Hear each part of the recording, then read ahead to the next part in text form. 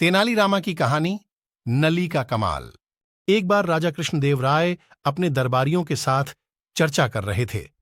चर्चा करते करते अचानक बात चतुराई पर होने लगी। महाराज कृष्णदेव राय के दरबार में राजगुरु से लेकर कई अन्य दरबारी तेनालीराम से जलते थे। ऐसे में तेनालीराम को नीचा दिखाने के लिए एक मंत्री दरबार में बोल पड़ा कि महाराज, दरबार में एक से बढ़कर एक बुद्धिमान और चतुर लोग मौजूद हैं, और अगर मौका दिया जाए तो हम सभी अपनी चतुराई आपके सामने पेश कर सकते हैं। किंतु महाराज कृष्णदेव ने हैरत में पड़ते हुए पूछा, किंतु क्या मंत्री जी? इस पर सेनापति बोले, महाराज, मैं आपको बताता हूं कि मंत्री जी के मन में क्या बात है। दरअसल इस दरबार में तेनालीराम के अलावा किसी को भी अपनी चतुराई साबित करने का मौका नहीं दिया जाता है। हर बार तेनालीराम ही चतुराई का श्रेय ले जाते हैं, तो ऐसे में दरबार के बाकी लोग अपनी योग्यता कैसे दिखा सकते हैं। महाराज कृष्णदेव राय सेनापति की बात सुनकर समझ गए कि दरबार के सभी लोग तेनाली के विरोध में उतर आए हैं। इसके बाद महाराज कुछ देर शांत रहे और मन ही मन विचार करने लगे। तभी महाराज की नजर भगवान की मूर्ति के सामने जल रही धूप बत्ती पर गई। धूप बत्ती को देखकर महाराज के मन में सभी दरबारियों की परीक्षा लेने का विचार आया। उन्होंने तुरंत कहा, आप सभी दरबारियों को अपनी चतुराई साबित करने का एक मौका जरूर दिया जाएगा। जब तक सभी दरबारी अपनी चतुराई साबित नहीं कर देते, तेनाली बीच में नहीं आएगा। यह सुनकर दरबार में मौजूद लोग खुश हो गए। उन्होंने कहा, ठीक है महाराज, आप बताएं कि हमें क्या करना होगा।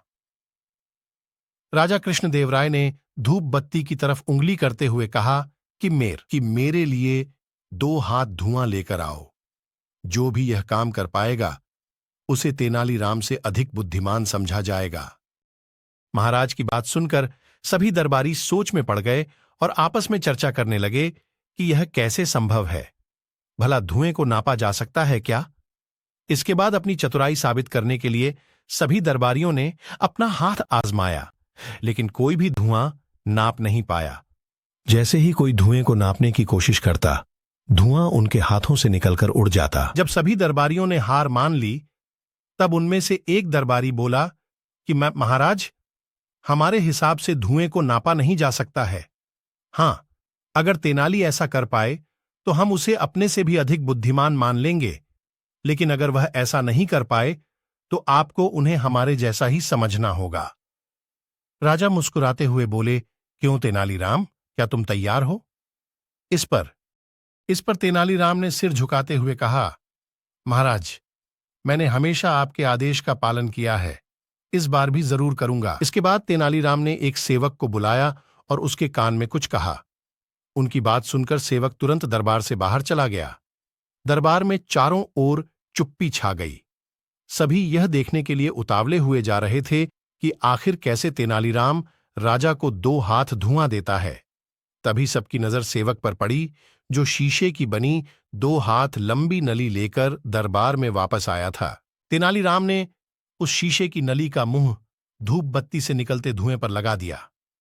थोड़ी ही देर में शीशे की पूरी नली धुएं से भर गई और तेनाली ने जल्दी से नली के मुंह पर कपड़ा लगाकर उसे बंद कर दिया और उसे महाराज की तरफ करते हुए कहा, महाराज, यह लीजिए 2 हाथ धुआं। यह देख महाराज के चेहरे पर मुस्कान आ गई और उन्होंने तेनाली से नली लेकर दरबारियों की ओर देखा। सभी के सिर तेनालीराम की चतुराई देखकर शर्म से नीचे झुके हुए थे। वहां कुछ दरबारी तेनालीराम के पक्ष में भी थे। उन सबकी आंखों में तेनालीराम के लिए सम्मान था।